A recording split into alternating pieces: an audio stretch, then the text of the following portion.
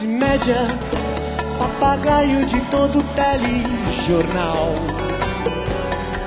Eu acredito na imparcialidade da revista semanal.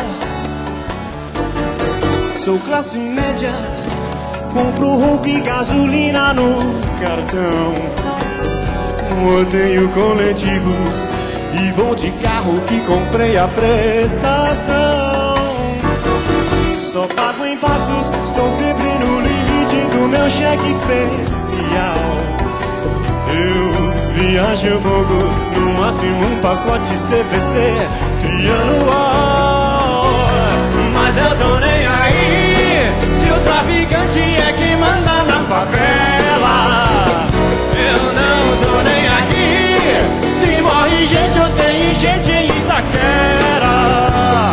Eu quero é que se exploda a periferia toda. Mas fico indignado com o Estado quando sou incomodado pelo pedinte esfomeado que me estende a mão.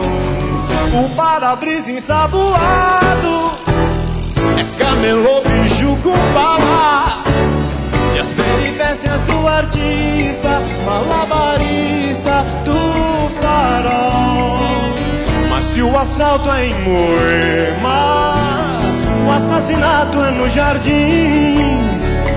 E a filha do executivo é estuprada até o fim.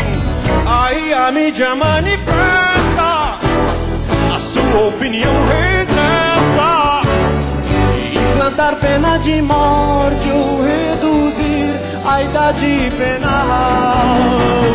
E eu que sou bem informado, concordo e faço passeata enquanto aumenta a audiência e a tiragem do jornal.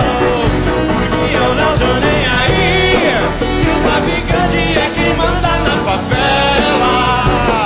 Eu não tô nem aqui se morre gente ou tem gente em Itaquera.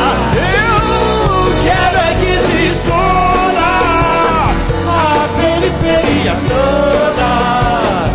Toda tragédia só me importa quando bate em minha porta. Porque é mais fácil condenar quem já cumpre pena de vida.